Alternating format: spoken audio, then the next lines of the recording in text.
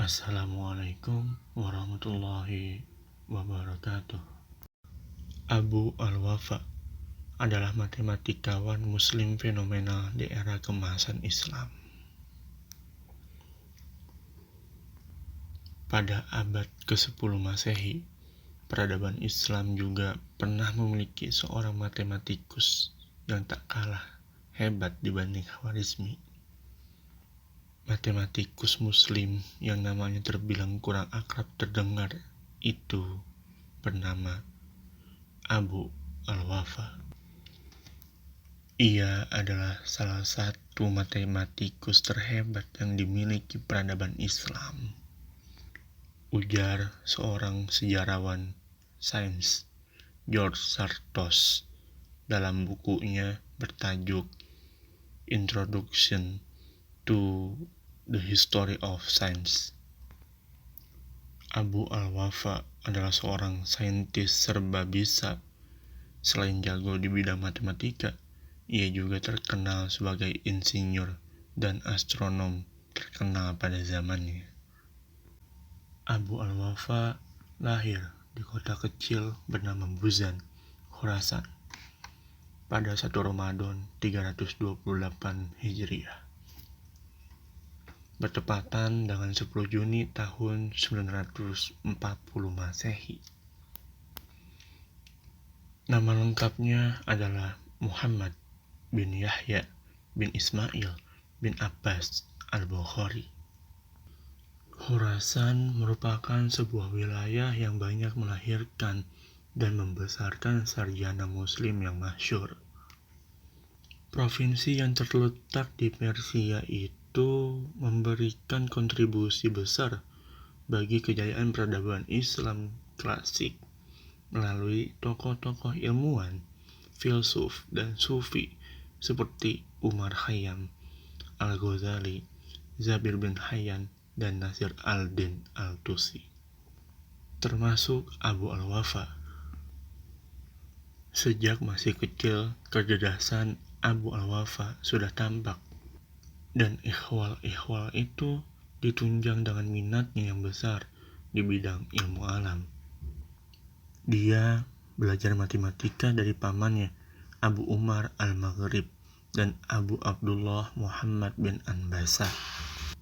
Sedangkan ilmu geometri dikenalnya dari Abu Yahya al-Marudi dan Abu al-A'la bin Karnim. Masa sekolahnya dihabiskan di tempat kelahirannya itu. Setelah berhasil menyelesaikan pendidikan dasar dan menengah pada 959 Masehi,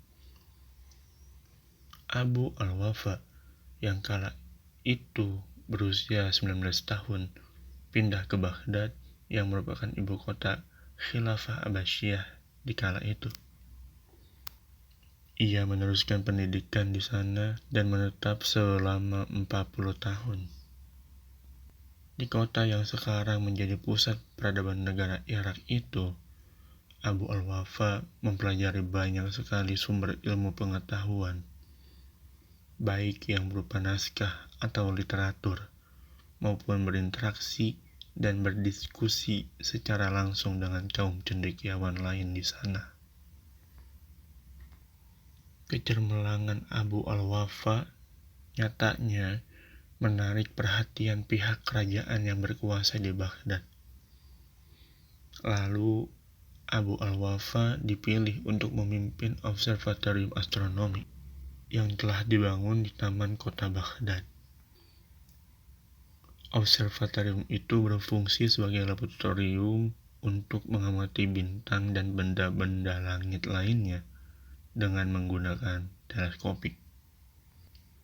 Karena hasil perhitungan Abu al-Wafa sangat akurat dan analisisnya menjadi acuan bagi para ilmuwan sesudahnya, terutama analisis mengenai penentuan waktu terbit dan terbenamnya matahari, perkiraan panjang musim, dan derajat kemiringan bumi dari garis ekliptiknya. Selain itu, ia juga mempelajari pergerakan bulan. Sebagai bentuk pengakuan dunia atas jasanya mengembangkan astronomi. Organisasi Astronomi Internasional mengabadikan nama Abu al-Wafa sebagai nama di salah satu kawah di bulan. Nama yang tertulis di kawah bulan tersebut benar-benar nama aslinya dan menjadi salah satu dari 24 ilmuwan muslim yang diabadikan tanpa menggunakan nama barat. Sebagaimana umumnya sarjana muslim klasik, selain menguasai astronomi, Abu al-Wafa juga mahir dalam matematika. Jasa terpenting Abu al-Wafa terletak pada bidang trigonometri.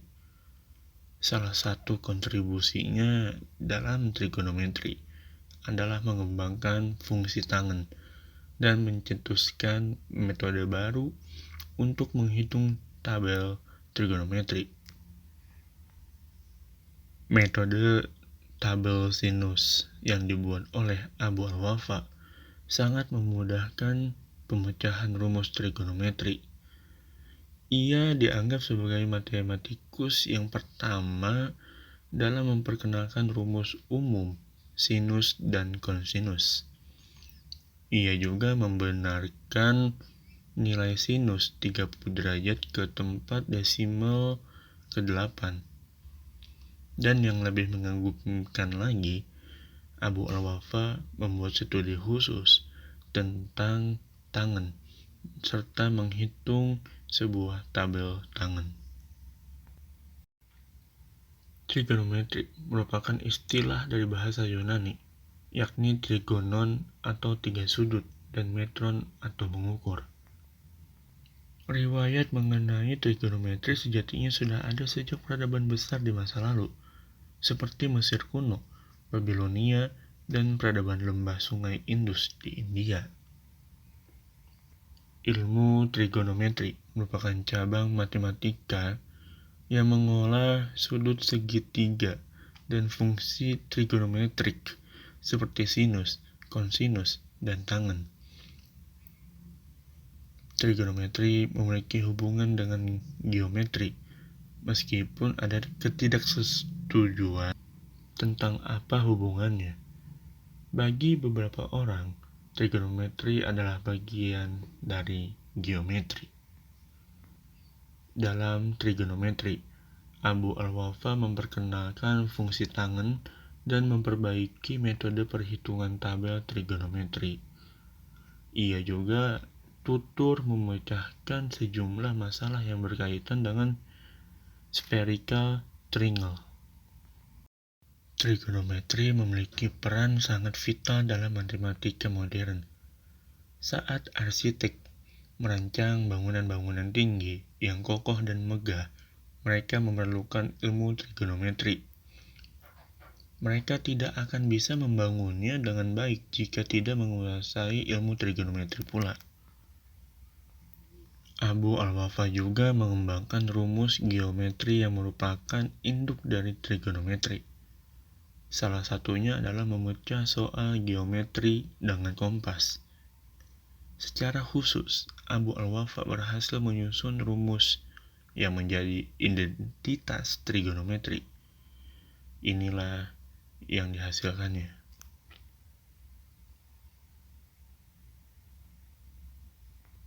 Selain itu, Abu al-Wafa pun berhasil membentuk rumus geometri untuk parabola, yakni karya Abu al-Wafa dapat digolongkan menjadi 3 kelompok sesuai bidang ilmu yang dikuasainya. Yang pertama adalah karya-karya yang merupakan penjelasan atas karya ilmuwan lain. Misalnya, dia menjelaskan teori aljabar dari 3 ilmuwan yang memiliki latar belakang dan kebangsaan yang berbeda. Ada 3 buku yang ditulisnya untuk menjelaskan teori aljabar versi Diophantos, Abarkos, dan Al-Khwarizmi. Semua buku itu menjadi rujukan bagi para pelajar geometri bahkan digunakan sebagai acuan untuk perhitungan pajak dan perdagangan.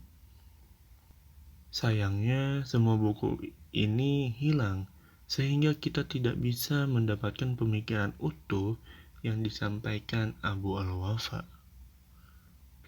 Kedua adalah semacam buku panduan bagi orang yang bekerja berdasarkan teori geometri seperti arsitek. Di antaranya adalah buku yang berjudul Al-Hansa atau Geometri Terapan, Alkitab Al-Kamil atau buku lengkap, dan Ilmu Al-Hisab atau buku praktis aritmatika. Dalam buku-buku tersebut dijelaskan secara lengkap tentang cara menghitung segi 4 dan persamaan tingkat 4, segitiga, lingkaran, dan bermacam bangun lainnya. Buku ini ditulis menjelang akhir hidupnya dengan dibantu para ilmuwan lain yang mampu menggambarkan bukti matematis. Dan yang ketiga adalah buku-buku yang tergolong bidang astronomi, antara lain Al-Majisti dan Al-Jaiz. Buku-buku tersebut menjadi semacam ensiklopedia yang berisi mengenai kalender astronomi dan menjadi acuan para ilmuwan untuk mempelajari pergerakan bintang dan benda langit lainnya. Abu al-Wafa meninggal dunia di Baghdad pada 15 Juli 998 Masehi. Ia dihormati hampir semua orang di seluruh wilayah kekhalifahan, terutama mereka yang mencintai matematika dan ilmu pengetahuan. Diakui atau tidak, peradaban Islam di masa kekhalifahan telah banyak mencetak ilmuwan dan cendekiawan hebat.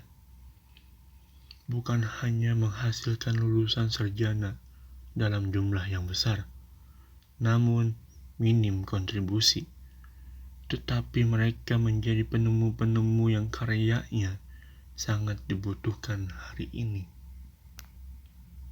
Bahkan ilmuwan-ilmuwan Islam di masa lalu berhasil membuat Eropa merasa berhutang besar pada masa peradaban Islam, sebagaimana yang dinyatakan oleh Montgomery, seorang orientalis dan sejarawan Eropa asal Skotlandia, bahwa cukup beralasan jika kita menyatakan bahwa peradaban Eropa tidak dibangun oleh proses regenerasi mereka sendiri tanpa peradaban Islam yang menjadi dinamonya.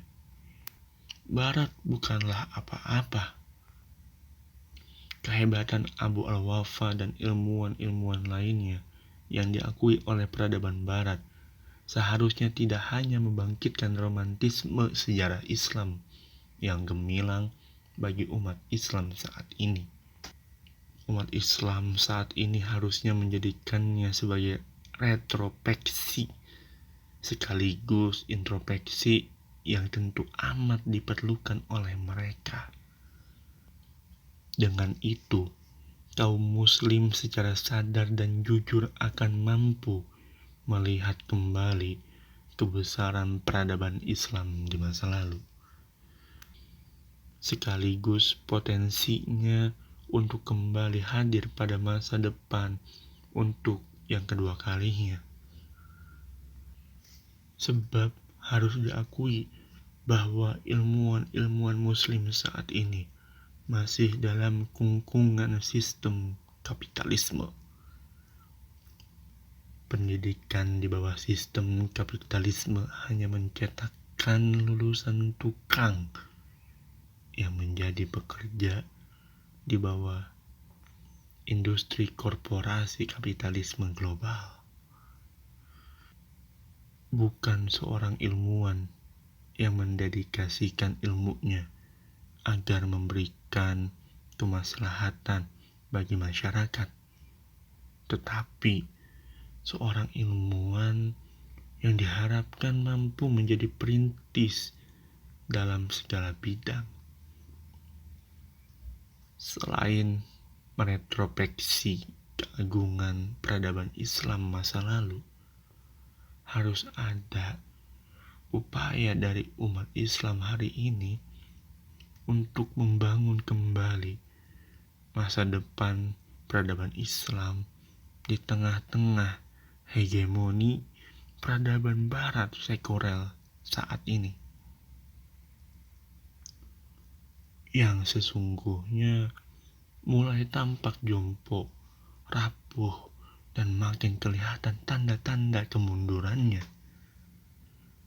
Sementara fajar kemenangan Islam dengan tegaknya kembali hukum-hukum Allah di dunia Islam mulai terlihat hilalnya. Semoga kisah-kisah ini menjadi tambahan wawasan ilmu pengetahuan tentang sejarah peradaban Islam di masa yang lalu. Wallahu a'lam bishawab.